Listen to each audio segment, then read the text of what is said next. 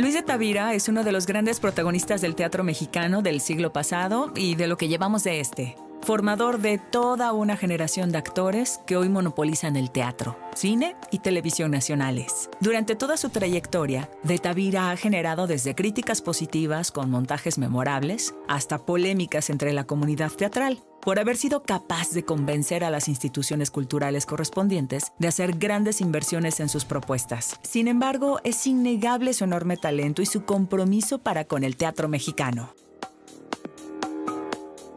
Estamos con uno de los grandes personajes del teatro mexicano del siglo pasado y también de este siglo que están haciendo maestro Luis de Tavira. Muchas gracias por la entrevista. Muy honrados de tenerlo con nosotros. Al contrario, gracias por la hospitalidad. Fíjese que yo tengo muchas ganas de preguntarle. Usted viene de una familia muy numerosa, ¿no? Su padre español, su madre mexicana. Así. Y usted es como el sándwich de su familia entre sus hermanos. Fui el cuarto de una familia de 9. Sí. O sea, me tocó la mitad. La mitad. Y salí muy bien librado. ¿Cómo fue crecer en una familia tan numerosa como entendemos que es vivir entre tantos hermanos, no? Pues conservo un recuerdo maravilloso. Realmente era una familia muy, muy hermosa. Conflictiva porque éramos muchos y la mayoría varones. Uh-huh. Las niñas vinieron al final. Yo creo que fuimos tantos porque mis papás estaban buscando una niña y entonces, bueno, pues tuvimos que pasar bastante. ¿Se podría decir que ahí comenzó con sus hermanos jugando este gusto por el teatro?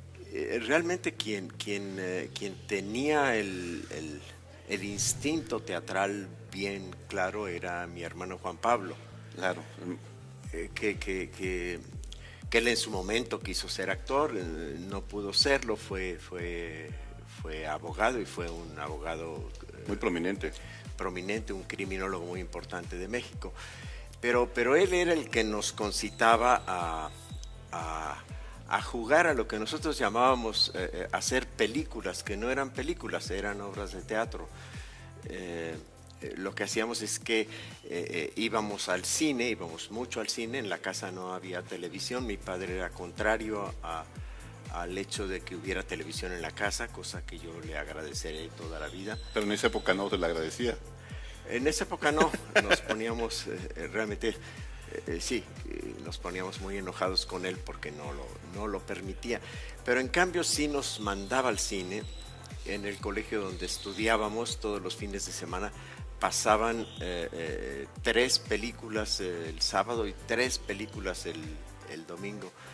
De esas películas escogíamos la que más nos había interesado y entonces jugábamos a hacer la película y en realidad lo que hacíamos era volver teatro en un juego lo que habíamos visto en la pantalla y sin darnos cuenta estábamos haciendo realmente teatro, pero un teatro que venía del cine, paradójicamente al revés de como sucede en la historia. El cine viene del teatro. Ajá. Los primeros espectadores del cine venían del teatro. Claro. Bueno, nosotros jugábamos al cine y lo que hacíamos era teatro. Y ahí nació también en Luis de Tavira a lo mejor esta idea de, en base a las películas que usted veía, las historias que ustedes ven en el cine, también escribirlas o reescribirlas, ¿no? No, yo particularmente no tenía mayor inquietud al respecto. Eso fue mucho después. Ajá.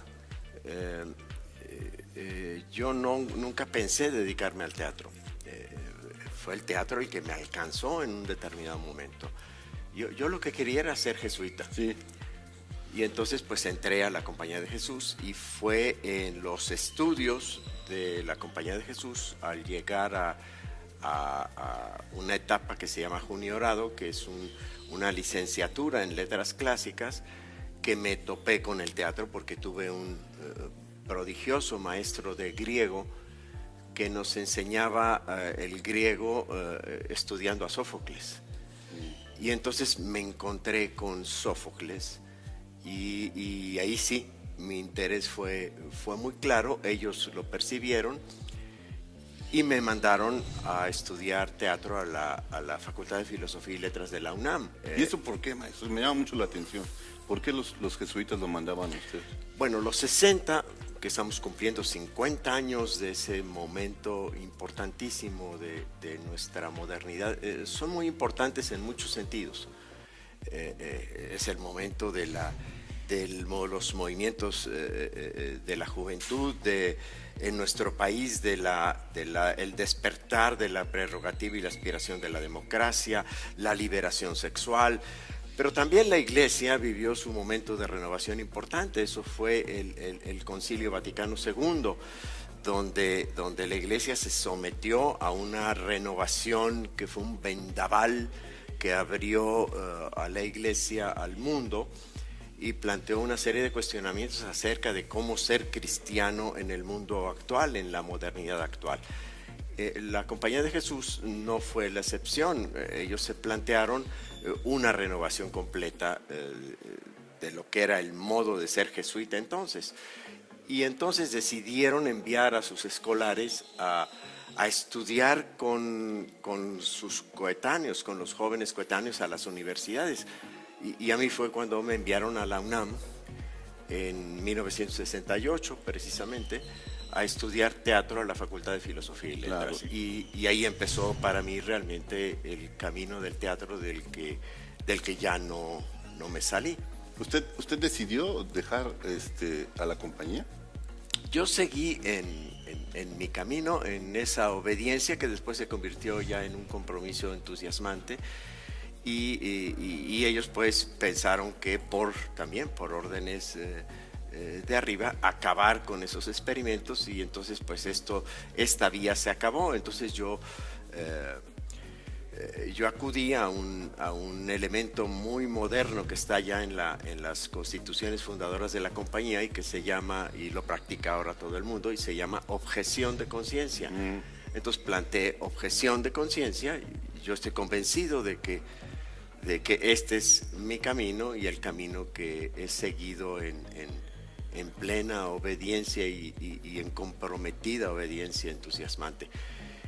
Ellos consideraron que no era así y pues fueron ellos los que cambiaron, yo no.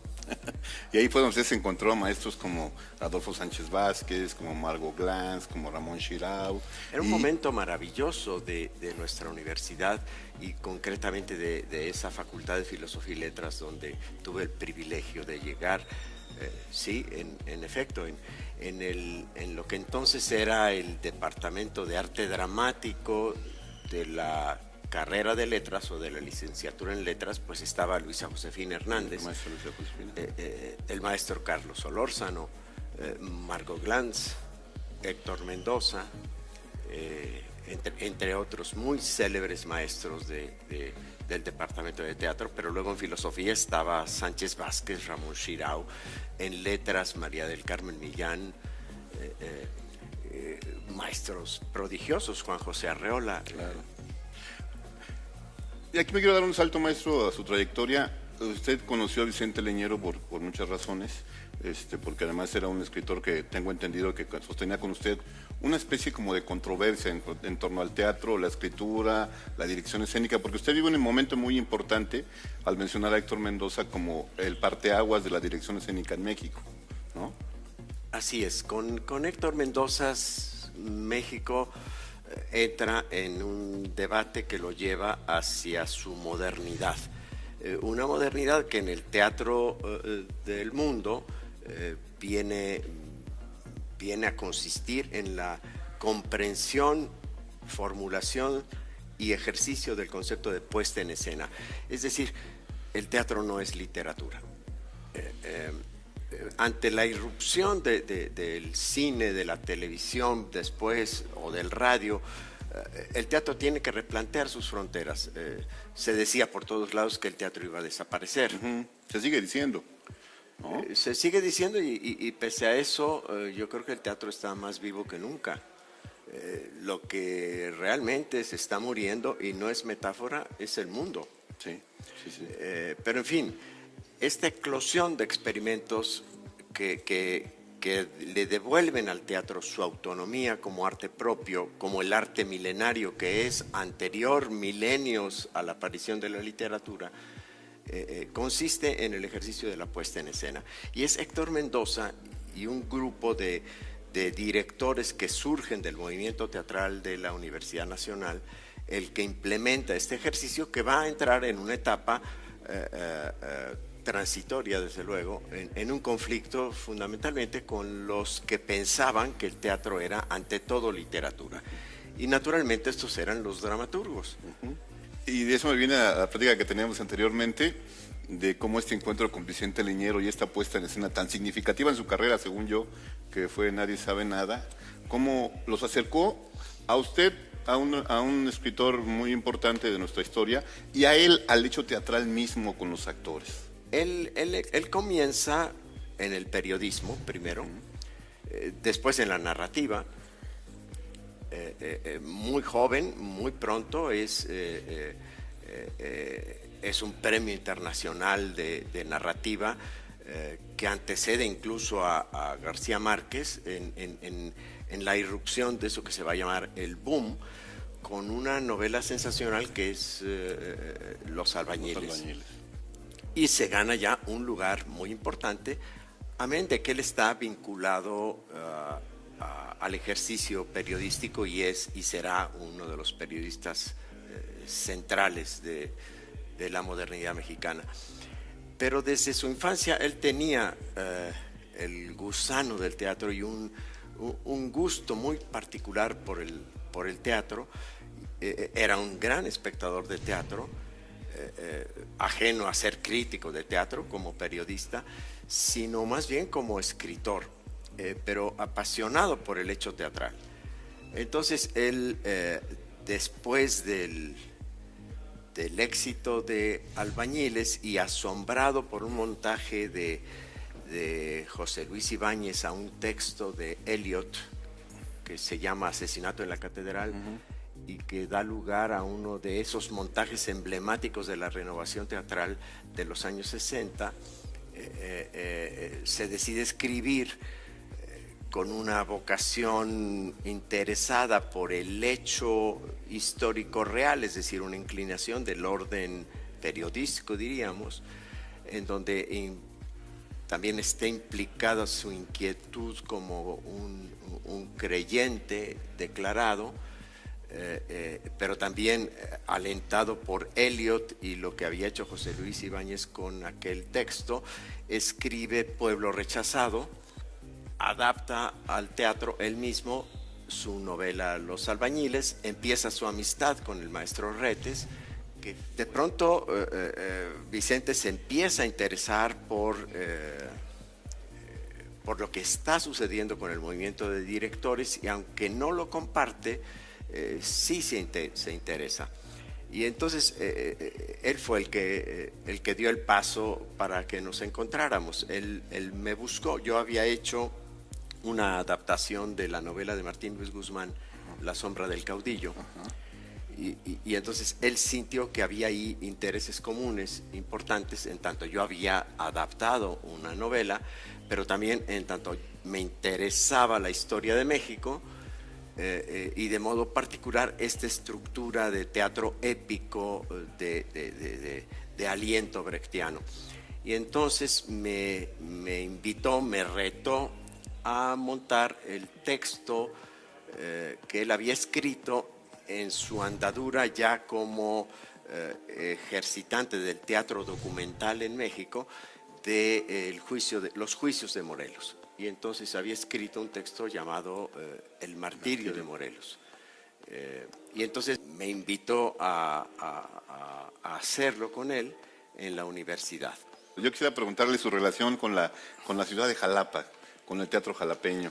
¿Cómo ha sido en la trayectoria de Luis de Tavira? Entrañable y antigua. Me tocó venir acá también en un tiempo en donde el teatro florecía de manera muy importante. Ese final de los años 60, principios de los años 70, donde Jalapa y su teatro universitario se convirtieron en la capital del teatro mexicano. Se creó la primera compañía universitaria importante, que en aquel entonces era una compañía de repertorio, se vinculó a ella una facultad de teatro que fundó Raúl Cermeño, y a mí me invitaron a colaborar, y entonces comencé a venir a Jalapa y a trabajar con los artistas jalapeños. Tiempo después vine a dar clases a la facultad, y por un periodo breve me tocó ser director interino de la Facultad de Teatro de Jalapa. Aquí y en Veracruz, donde estaba el foro teatral de esa facultad. Con ese elenco, en donde había actores muy notables como Damián Alcázar, o como Lucero Trejo, o como Miriam Cházaro, entre otros, monté Lances de Amor y Fortuna de Calderón de la Barca, que es un montaje del que conservo un recuerdo muy querido. Maestro, después de su gestión como director de la Compañía Nacional de Teatro, ¿cómo ve el resultado de su trabajo? Yo estoy profundamente agradecido con esa experiencia y muy entusiasmado. Creo que se ha formado una compañía nacional verdaderamente sólida y brillante, que posee un elenco asombroso, plural, representativo de lo que es realmente de lo que son las tendencias actorales del país, que ha concitado la colaboración de los creadores más importantes del teatro nacional, y que está radicada en condiciones de estabilidad. Y el haber conquistado las condiciones de estabilidad es lo que propicia el desarrollo, y tiene enfrente retos enormes, como son, sin más, la formación del espectador nacional. Yo miro a esa compañía con gran admiración, enorme gratitud por haber sido parte de ella. Maestro, hablando de la formación, usted habla de la formación del espectador. Usted siempre ha sostenido que el teatro forma, ¿no? Es un ente formador de seres humanos, de personas. ¿Estamos formando en México actores que cumplan con ese supuesto de formar? No en todas partes, no lo suficientemente.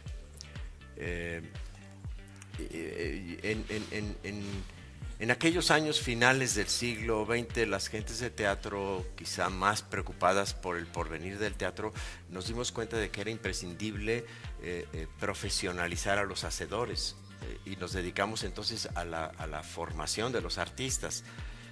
A la vuelta del tiempo, yo creo que la prioridad es otra. Lo que tenemos que aceptar todos los que hacemos teatro es que esto no tiene sentido, todas estas iniciativas no tienen sentido si al mismo tiempo no intentamos formar al espectador del teatro. Porque el espectador del teatro no es cualquiera, no se le puede suponer, se le tiene que formar. El consumidor de eventos no es el espectador del teatro. Yo diría más, hoy en día eso que llamamos el público no necesariamente es el espectador del teatro. Es como sucede con la literatura y el lector. La gente sabe leer, pero no se ha formado como lector o de la ciencia, o de la literatura, o de la poesía, o como el que escucha la música. También tiene que formarse en la condición de oyente de ese arte. O el espectador de la pintura. Pues sí, se pueden ver las obras, pero formarse como alguien capaz de entrar en la interlocución con la dimensión del arte implica formación. Nuestro teatro está urgido de estrategias que formen a su espectador. Se habla mucho de que hace falta, o no sé si usted esté de acuerdo, una escuela mexicana de teatro, en el sentido de, no sé si de un estilo, de una forma, de un tono. La existe, no hace falta, existe. Otra cosa es lo que se proclame. Es como cuando se hablaba de la Escuela Mexicana de Pintura. Bueno, sí, había ahí una como ortodoxia, sobre todo no tanto en las técnicas cuanto en la temática de esa pintura, pero la irrupción de Tamayo frente a esa ortodoxia muestra que la mexicanidad más esencial no está necesariamente vinculado a una tendencia de cierto figurativismo o muralismo temático. Lo mismo pasa con el teatro y fundamentalmente con la actuación, porque se ha trabajado enormemente en una metodología propia que es a su vez interlocución de tendencias universales e históricas.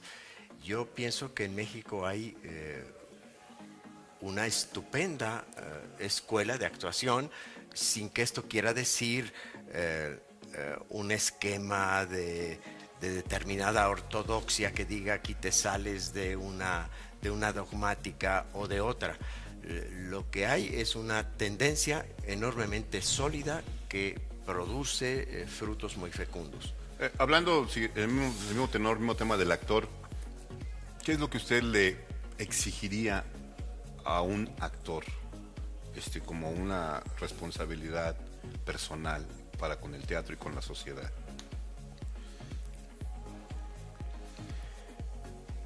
Bueno, no, yo no le exijo nada. El teatro le exige todo. ¿Con qué trabaja un actor que aspira a ser un artista del arte de la actuación? ¿Qué le exige el teatro? Y la respuesta es categórica. Le exige todo. Y todo es todo. Es decir,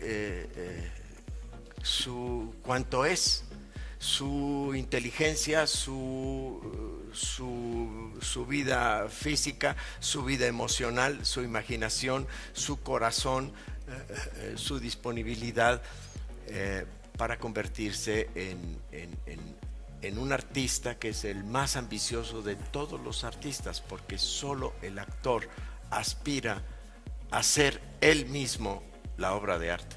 Claro. Y ahí vendría siendo como su pago. No hay pago para lo que hace un actor. ¿Con qué le vamos a pagar a un actor? No hay retribución posible. Por lo tanto, lo único que lo recompensa es el enorme privilegio de hacer lo que hace. Muy bien. Maestro, a la par que necesitamos esta formación de actores, yo me pregunto, ¿existe en México una crítica teatral especializada realmente que ayude a lo mejor a interpretar el hecho teatral para el público?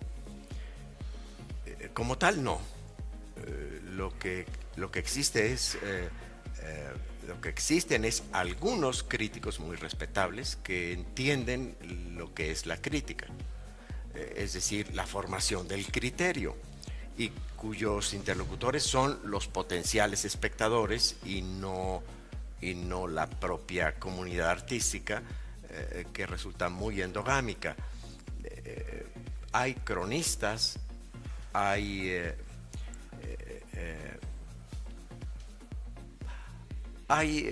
intérpretes del hecho que lo consiguen hacer comprensible. Estos son los mejores críticos y los hay.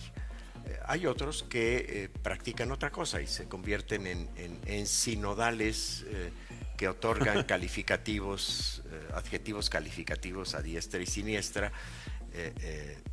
y bueno, también cumplen con una misión. La crítica es fundamental en el arte. Sin crítica, la relación entre el arte y su destinatario no se cumple.